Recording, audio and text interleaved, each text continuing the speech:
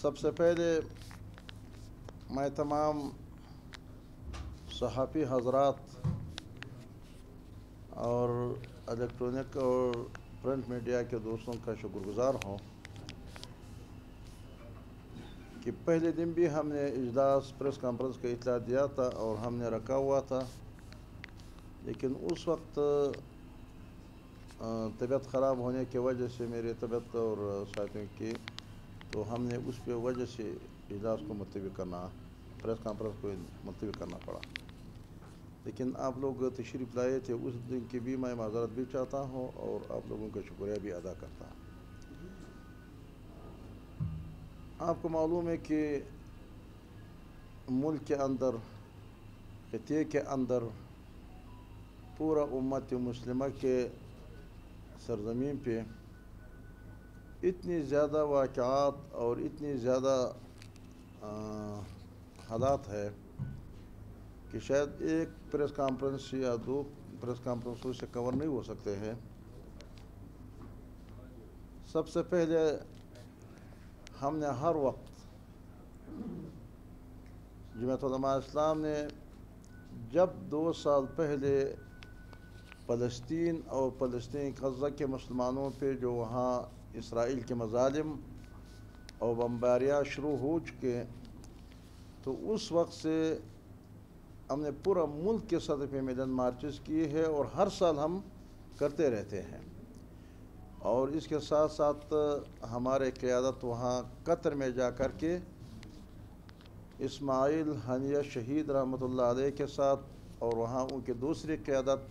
پھر دوسرے نمبر کے قیادت جو رہ گئے ان سے بھی دوبارہ ہمارے قیادت کی ملاقاتی بھی ہوئی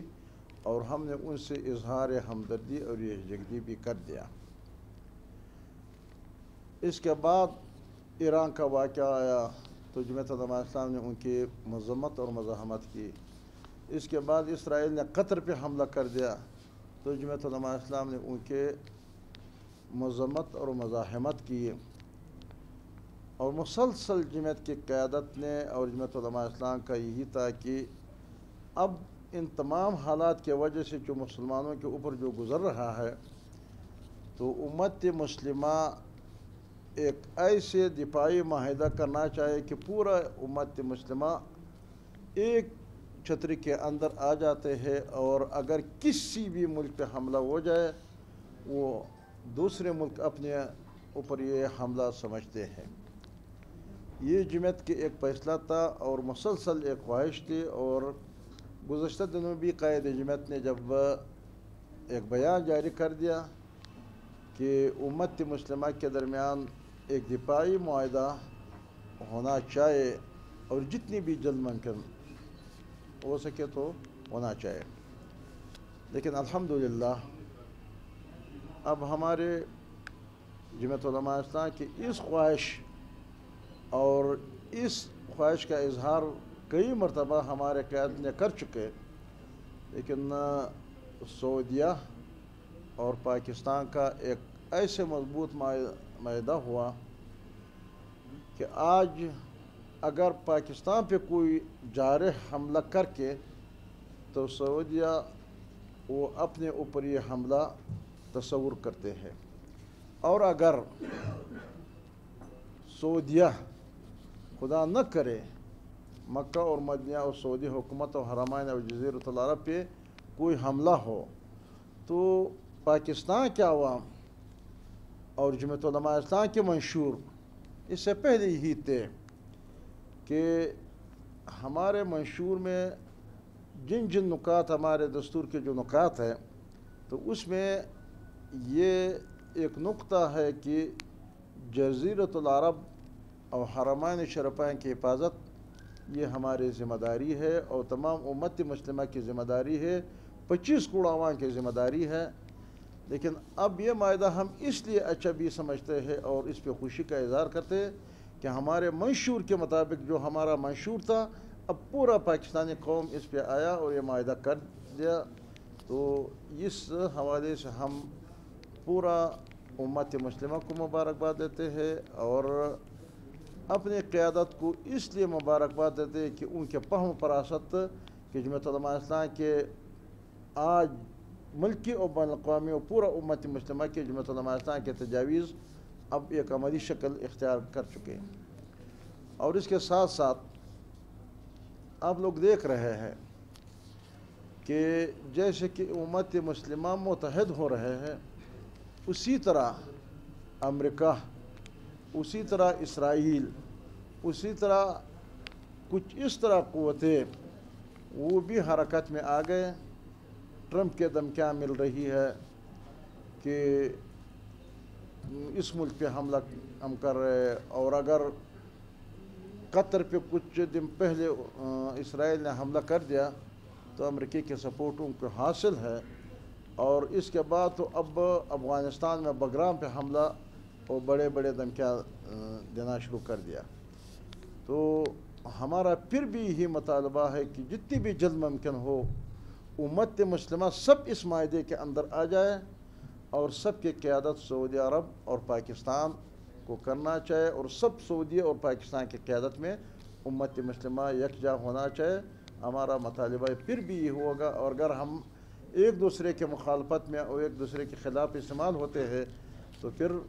ہم ان قوتوں کا مقابلہ نہیں کر سکتے ہیں، اور ہم ایک ایک کر کے ختم کر دیں گے۔ اور اس کے ساتھ ساتھ کچھ دن سے میں دیکھ رہا ہوں یہ جو وہاں اقوام متحدہ میں جنرل اسمبلی کے اجلاس کے موقع پہ تمام دنیا کے ممالک جب آتے ہیں تو کئی ممالک نے، کفری ممالک نے، مغربی ممالک نے، یورپی ممالک نے یہ فلسطین کو ایک ریاست کے طور پہ تسلیم کر دیا۔ تو ہم سمجھتے کہ یہ انسانیت کے حوالے سے ہم ان کے بہت اچھے نظر سے دیکھتے ہیں، اور ان کے خراج تحسین بھی پیش کرتے ہیں۔ اور اس کے ساتھ ساتھ کہ صرف ریاست تسلیم کرنے سے شاید غزہ کے مظلوم مسلمانوں کے اس کی جنگ بندی نہ ہو جائے، بلکہ عملاً وہ اسرائیل کے ہاتھ کو پکڑ لے اور ان کو لگام لگا دے، تاکہ غزہ کے مسلمان اپنے امن دوبارہ بحال کر دے اور اپنے امن گھر کے اندر پرسکون زندگی اپنے سرزمین پہ۔ اور یہ زمین خالی کرنے کے جو باتیں ہو رہا ہے، نقل مکانی کے جو باتیں ہو رہا ہے، یہ کبھی بھی نہ کوئی امت مسلمہ یہ برداشت کرتے ہیں،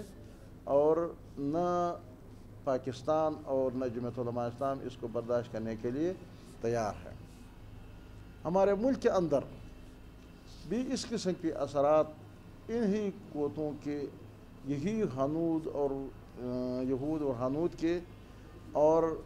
ان کے سازشوں سے دہشت گردی کا ایک لہر ہے اور بد امنی ہے۔ کوئی بھی زندگی امن سے نہیں گزار سکتے، خاص کر بلوچستان اور خیبر پختونخوا میں۔ تو تمام پاکستانی حکمرانوں سے ہمارا یہی مطالبہ ہو کہ جب پورا دنیا کے امن بحال کرنے کے لیے اگر وہ آگے بڑھ رہے ہیں اور قیادت کر رہے ہیں، تو پھر اپنے پاکستان کے اندر خدا را ان دو صوبوں کے اندر امن بحال کر دے، اور ایسے طریقے اور راستے اختیار کیا جائے تاکہ جلد از جلد بلوچستان اور خیبر پختونخوا میں امن بحال ہو جائے۔ اور ان حالات میں جب ہمارے اوپر حالات اس طرح پورا خطے پہ جو حالات آ رہا ہے، پورا امت مسلمہ پہ جو حالات آ رہا ہے، تو عوام کے اندر ایک خوف، ایک دہشت، اور اس دوران ہم نے ہنگامی طور پہ جمعیت علماء اسلام بلوچستان نے فیصلہ کر لیا کہ ہم مختلف اضلاع میں بڑے بڑے کانفرنسیں منعقد کرتے ہیں، تاکہ یہ جمود، یہ خوف، یہ ہراس، یہ دہشت لوگوں کے دلوں سے نکل جاتے ہیں، اور وہ اپنے نارمل اور معمول کی زندگی کے لیے کوشاں رہے۔ تو اسی سلسلے میں ہم نے جمعیت علماء اسلام نے فیصلہ کیا ہوا ہے کہ 14 اکتوبر جو حضرت مولانا مفتی محمود رحمۃ اللہ علیہ قائد، جو جمعیت علماء اسلام کے قائد تھا، تو اس کی یوم وفات ہے، تو مفتی محمود کانفرنس کے نام سے ہم ایک بہت بڑی کانفرنس قلعہ سفلا میں ہم منعقد کر رہے ہیں، اور اس میں آس پاس کی جتنی بھی اضلاع اور ڈویژنز ہے وہ تو سب کے سب اس میں شرکت ان کی تیاریاں اسی طرح کرنی ہے جیسے کہ وہاں کلاشپلا کے لوگ کر رہے، روب ڈویژن ہے ان کے اضلاع، لولائی ڈویژن ہے ان کے اضلاع، کوئٹہ ڈویژن ہے ان کے اضلاع، سبی ڈویژن کے جو حصہ ارنائی وزارت وغیرہ قریب ہے، لیکن دور دور اضلاع سے جو ہمارے اس سائڈ پہ غوزدار وغیرہ یا اس سائڈ پہ جو ہے وہاں ذمہ داروں کو خواہ مخواہ اور لازمی ہے کہ وہ ذمہ دار ارکان جس چیز کے بھی ذمہ دار ہو اس میں شرکت کیا جائے، اور ہو سکتا ہے جو بھی تیاری کر سکتے اور جتنے بھی وہ کر سکتے، لیکن ان کو سب کو یہی ہے کہ وہ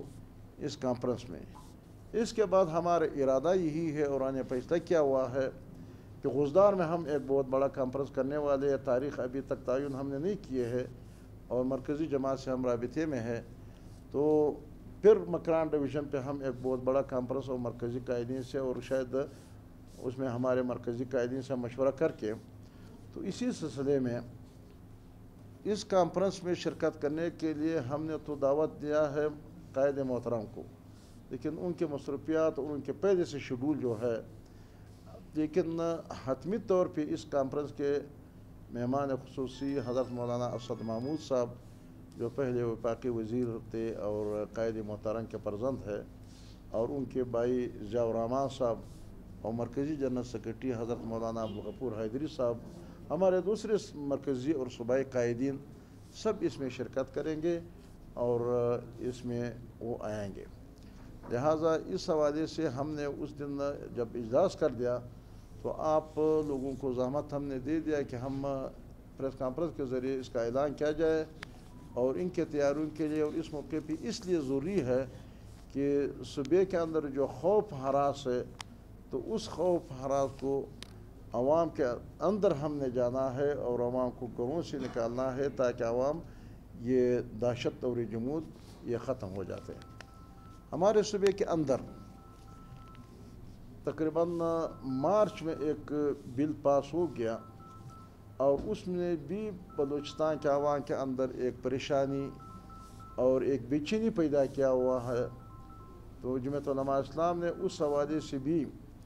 فوراً جا کر کے عدالت میں کیس دائر کر دیا۔ سب سے پہلے جمعیت علماء اسلام نے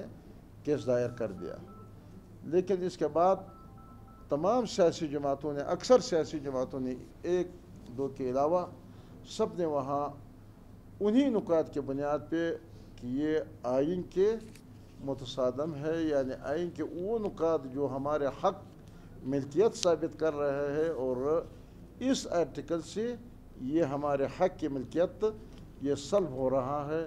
لہٰذا ہم نے عدالت کا دروازہ کھٹکھٹایا،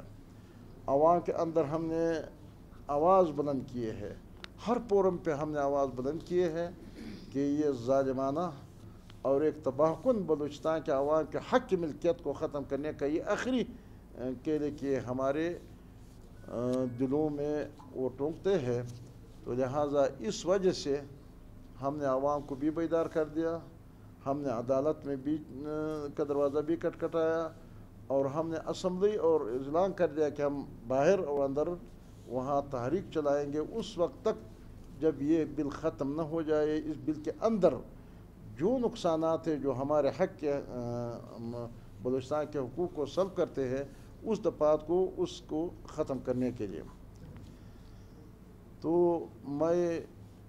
مجھے خوشی ہے اور میں اللہ کا شکر ادا کرتا ہوں کہ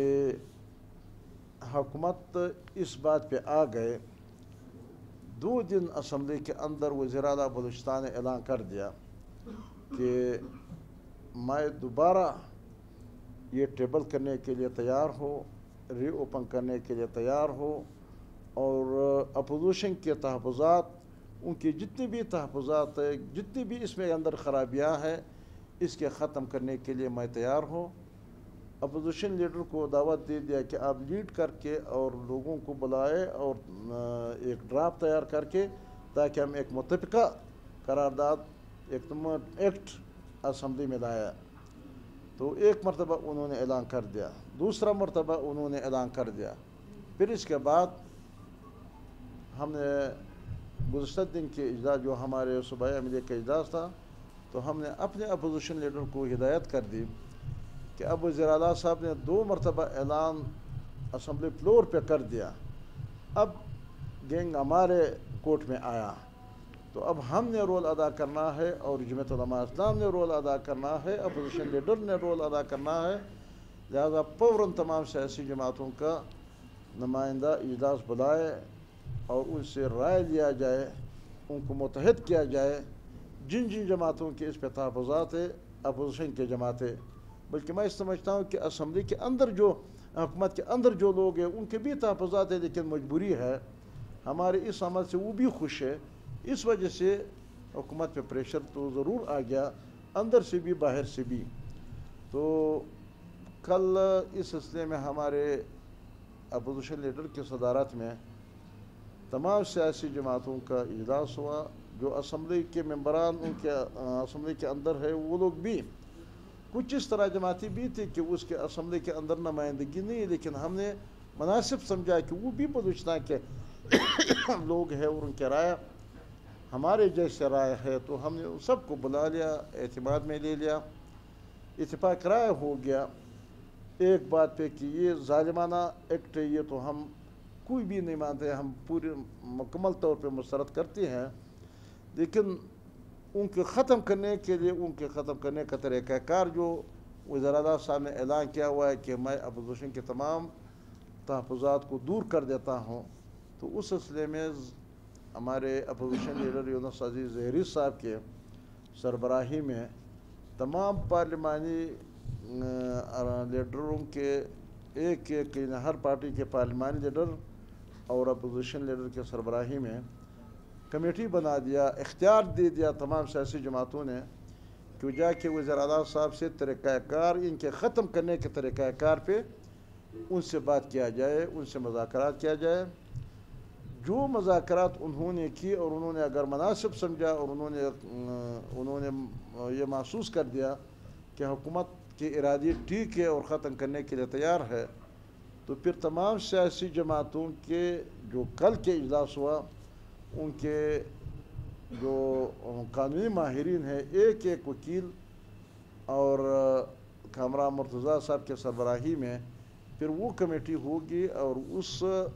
تمام وکلاء صاحبان ایک ڈرافٹ تیار کر کے ایکٹ کے حوالے سے پھر ہم حکومت سے ساتھ شیئر کر لیتے ہیں اپنا ڈرافٹ، اور پھر ہم اسمبلی میں لائیں گے، اور اگر اللہ کو منظور ہو تو یہ خرابیاں جب یہ ایکٹ سے نکل جاتے ہیں یا ایکٹ بالکل ختم ہو جاتے ہیں تو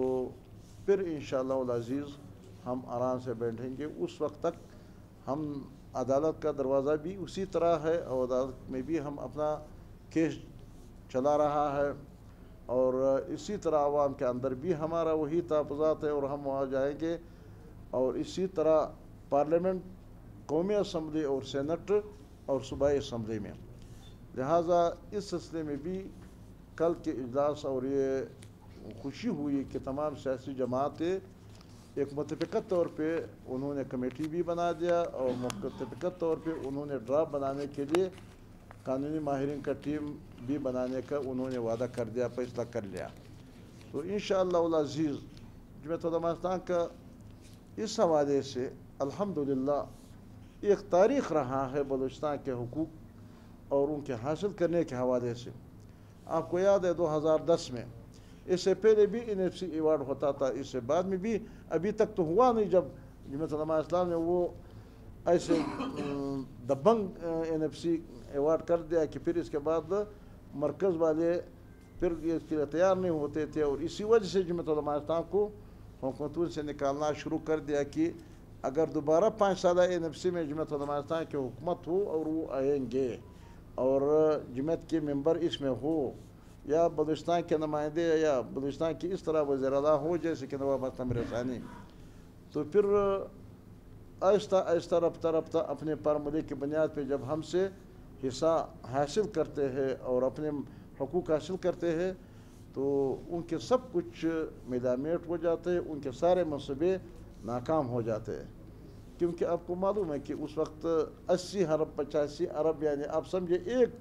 کرب کے بجٹ کے ہو رہا تھا، لیکن اس کے بعد آج 1000 ارب بجٹ جب ہے تو رفتہ رفتہ ہمارے جو اس میں اضافہ ہو جاتا ہے، ہمارے محاصل میں اضافہ ہو جاتا ہے، ہمارے فارمولے کے مطابق جو ہمیں مل گیا ہے، تو بجٹ آج اسی وقت بھی 600 ارب اس دن پیش کر دیا جو ہم نے NFC منظور کر لیا، اور ہم نے منظور کر کے حکومت سے نکل گئے۔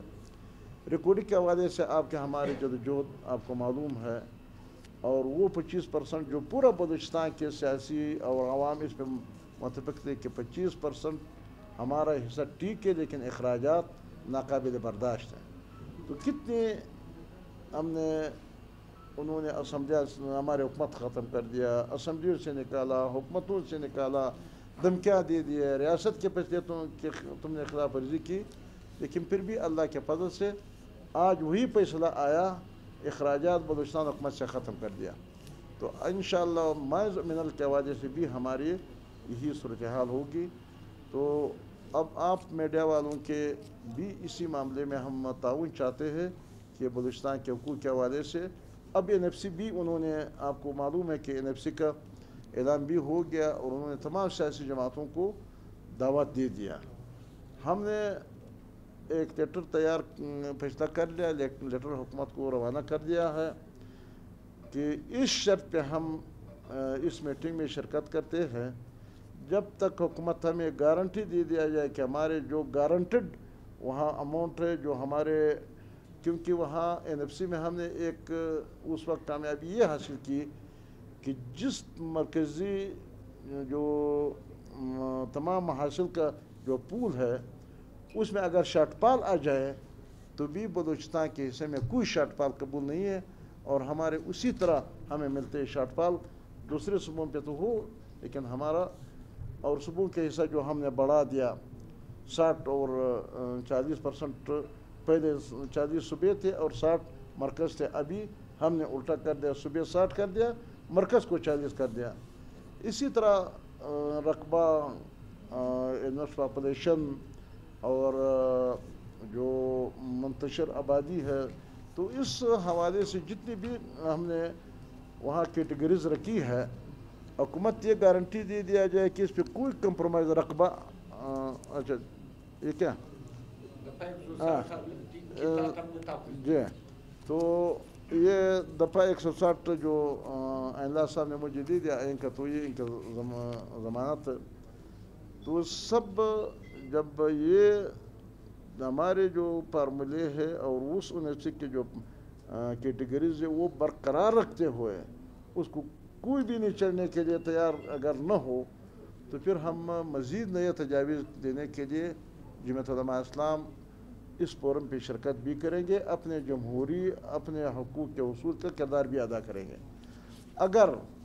مرکزی حکومت جیسے کہ کہتے ہیں کہ NFC دہشت گردی سے زیادہ خطرناک ہے، 18ویں ترمیم NFC سے دہشت گردی سے زیادہ خطرناک ہے، تو سمجھو کہ اب ہم سن رہے ہیں کہ مرکز اپنا حصہ بڑھائیں گے، پھر 60% کر دیں گے، صوبوں کو حصہ پھر گھٹائیں گے۔ تو جمعیت علماء اسلام ایسے اجلاس میں سرے سے شرکت نہیں کریں گے، یہ پھر عوامی فورم پہ لے آئے اور وہ کر دیا جائے۔ اگر وہ ہمارے جو کیٹیگریز پسماندگی، رقبہ وغیرہ جو 10% ہم نے رکھا ہوا ہے، اگر اس پہ کمپرومائز کرنے کے لیے اگر حکومت اس کے تیار ہو تو پھر ہم شرکت اس میں نہیں کریں گے۔ تو اسی طرح ہمارے جتنے بھی فارمولہ جو ہم نے دیا ہوا تھا، تو اب یہ حکومت ہمیں جواب دیں گے کہ اگر وہ اسی پہ قائم ہو، مزید حاصل کرنے کے لیے جو ہمارے، کیونکہ ہم نے جو فارمولہ دیا ہوا تھا وہ 20% انہوں نے قبول کر لیا، تو ہم مزید 100% تک جانے کے لیے سفر جاری رکھیں گے کہ 100% تک پہنچا دے۔ تو یہ سارے صورتحال انشاءاللہ العزیز جمعیت علماء اسلام اپنا پارلیمانی کردار بھی ادا کر رہے ہیں اور اپنا سیاسی کردار بھی ادا کر رہے ہیں، عوام کے حقوق کی جنگ بھی لڑ رہے ہیں، امت مسلمہ کے تحفظ کی بھی، اور ان کفری قوتوں کو، ان طاغوتی قوتوں کو مقابلہ بھی آپ کے تعاون سے، عوام کے تعاون سے، اللہ کی نصرت سے ہم کریں گے۔ وآخر دعوانا ان الحمدللہ رب العالمین۔